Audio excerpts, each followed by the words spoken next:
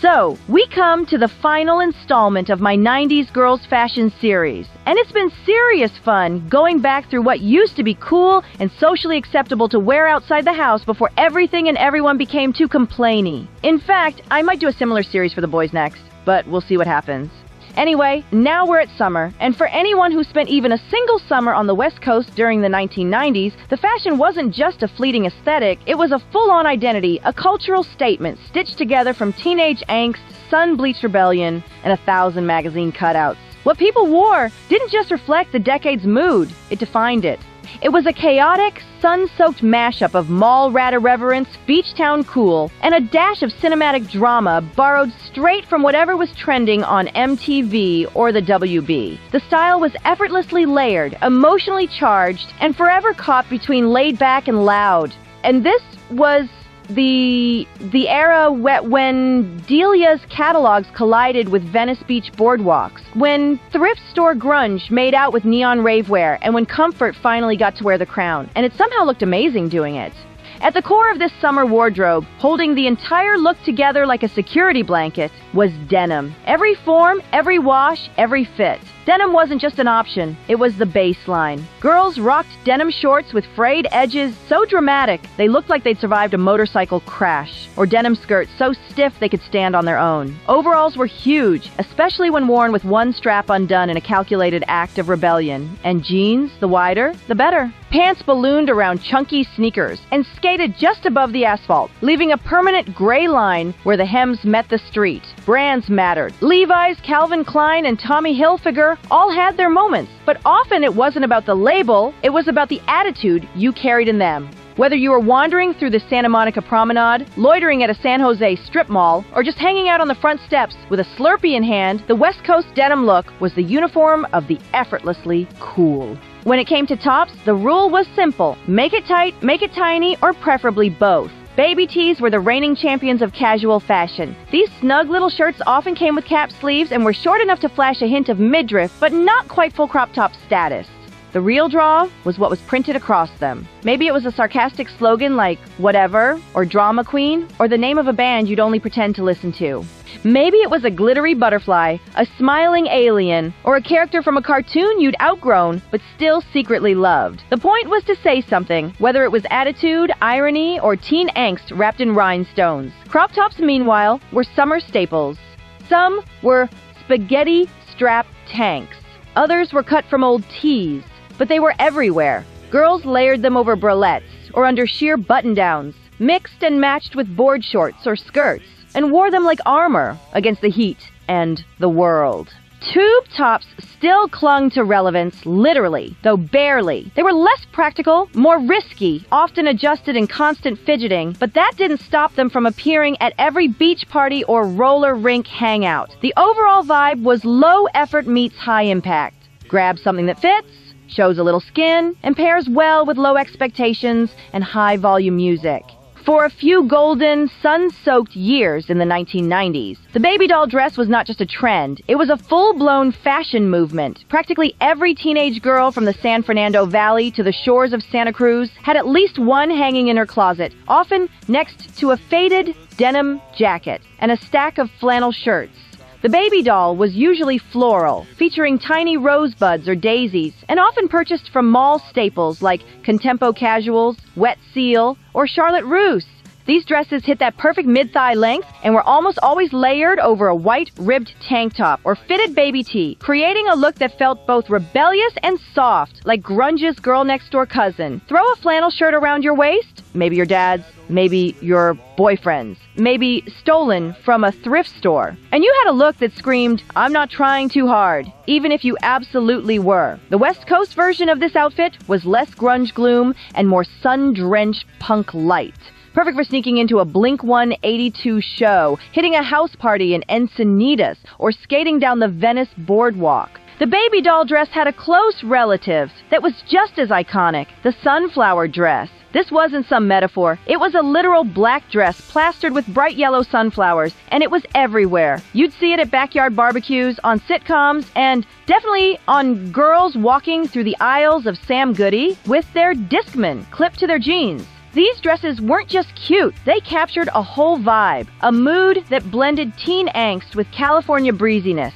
And when they were paired with black combat boots, slightly scrunched white socks, and a facial expression permanently stuck on you had the full aesthetic package. It was as if every girl was channeling a little bit of Angela Chase from my so-called life, whether she admitted it or not. Accessories in this era were loud, maximalist, and joyfully overdone. Subtlety wasn't just rare, it was suspicious. Chokers staged a dramatic and unapologetic comeback, dominating necks in every middle and high school from Fresno to Fullerton. There were thick velvet ones with little charms, thin plastic tattoo chokers that looked like stretched-out slinkies, and soft lace ones that made you feel like a Victorian ghost with a Walkman. Hair accessories were equally chaotic, in the best way. Butterfly clips were absolutely essential. Girls didn't just wear one or two. They went full crown, dotting their heads with pastel-colored wings that shimmered in the sun and caught on everything. The more butterfly clips you had, the more serious your fashion game was. Hair wasn't complete without a spritz of glitter hairspray or streaks of colored gel that, in retrospect, were probably not meant for actual human use. Makeup and accessories extended to the face and skin, too. Body glitter was practically a daily requirement, and you didn't dab it on. You slathered. Shoulders, collarbones, and cheeks sparkled under the sun like disco balls. Roll-on lip gloss came in tubes that looked like science experiments and smelled like synthetic fruit. Cherry, watermelon, vanilla frosting, each one slicker and stickier than the last. Your lips weren't just shiny, they were a hazard in the wind. Sunglasses were either impossibly tiny or laughably huge. The options were simple. You either went full Matrix with narrow futuristic lenses or embraced the oversized Friends style, channeling Rachel Green whether you wanted to or not. There was no middle ground. It was extremes or nothing. Shoes in the 1990s were built like weapons. Chunky was the standard. Platform sandals, often made of foam, rubber, or thick leather, clomped down sidewalks and shopping mall corridors. Jelly shoes, the squishy plastic classics of early 90s playgrounds, made a sticky, sparkly comeback in adolescent wardrobes. But above all, nothing was more omnipresent than the black Doc Martens boot. Stiff at first, indestructible forever, Docs added instant toughness to any floral dress or plaid mini. They were as much a rite of passage as a fashion statement. West Coast girls paired them with practically everything, from baby dolls to baggy pants, wearing them through beach bonfires, parking lot hangs, and backyard shows. When the outfit called for something lighter, Skechers came in with their thick soles and chunky shapes, bridging the gap between skater cool and mall fashion. Canvas sneakers, like Converse or low-top Vans, made appearances too, usually scuffed and doodled on with black ink pens. And on the laziest, hottest days, when nothing else felt tolerable, foam flip-flops reigned supreme. Often snagged from Mervyn's during a summer clearance sale, they came in every color imaginable and rarely lasted more than one season, which was fine because you just get 3 more pairs. Makeup in the 1990s wasn't just about aesthetics, it was a direct reflection of the tribe you claimed. It tended to skew either minimalist or intentionally messy, with not much in between, and which direction you leaned said everything about who you were trying to be. For the preppy girls, makeup was polished and clean, often frosted to within an inch of its life.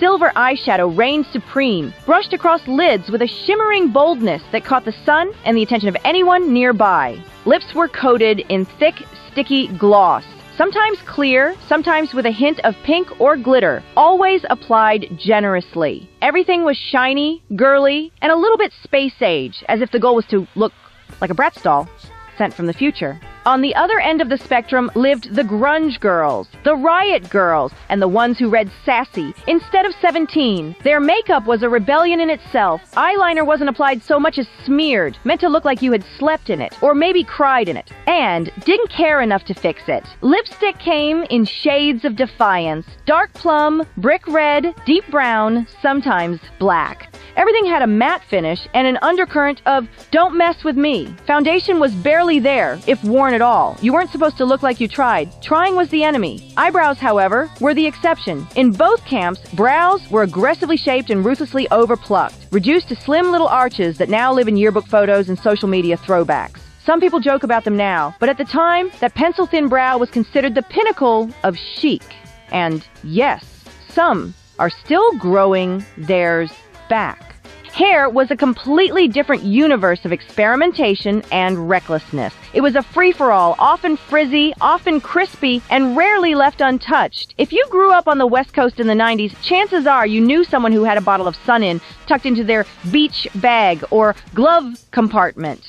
It was less hair product, more science experiment with UV rays and lemon-scented chemicals conspiring to leave your hair somewhere between golden goddess and burnt straw. Heat damage wasn't just common, it was expected.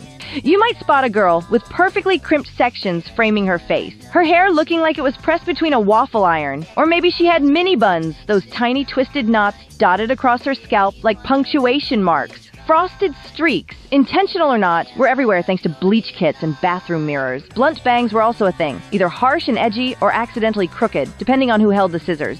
Scrunchies were back in a big way, not necessarily worn in the hair, but proudly displayed on wrists like soft, colorful trophies. Hair wasn't meant to look perfect. Flyaways were part of the aesthetic, and nobody brushed their hair in public. That would ruin the whole point. The look was controlled chaos, messy in the most curated, nonchalant way possible. If your hair looked like you just rolled out of bed and didn't have time to fix it, then congratulations, you nailed it. When it came to fashion brands, certain names carried real weight on the West Coast, especially in the summer. Roxy was the go-to for surf-inspired girls, whether they actually surfed or just liked the aesthetic. Billabong offered a similar vibe, carefree, beachy, and soaked in saltwater daydreams. Mossimo delivered more of a casual, cool mall energy, while Esprit leaned playful and colorful.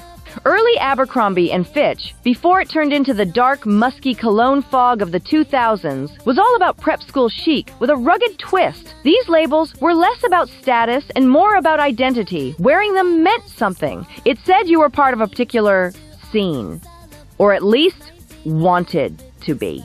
You didn't have to live near the ocean to adopt the surfer girl uniform. Plenty of girls wore Roxy board shorts and tank tops in landlocked suburbs, pairing them with shell necklaces and sun-kissed attitudes. Dressing like you had just come from the beach, even if your town didn't have a beach, was completely acceptable. If your hair was tousled and your flip-flops were worn down and your hoodie had that perfect faded wash, then you were in the zone. But ultimately, 1990s summer fashion on the West Coast wasn't about matching the runway or following the rules. It was about expression. It wasn't about getting it right in a traditional sense. It was about feeling right. The attitude was the outfit. Whether you were stomping down the streets of Santa Cruz in chunky Doc Martens and a floral slip dress, or rollerblading through Long Beach in neon spandex shorts with your Walkman clipped to the waistband, what mattered was that you were owning it. If your look was a little weird, a little mismatched, a little heavy on the glitter or the accessories, no one cared. In fact, that was the point. You weren't dressing for approval. You were dressing for yourself, or maybe for your best friends. That was the magic of it. That was what made it unforgettable. Come along, let's sing, where the joy will bring. Tune into the beat, feel the magic, it's true. Channel 1 on X, we're here just for you, for you.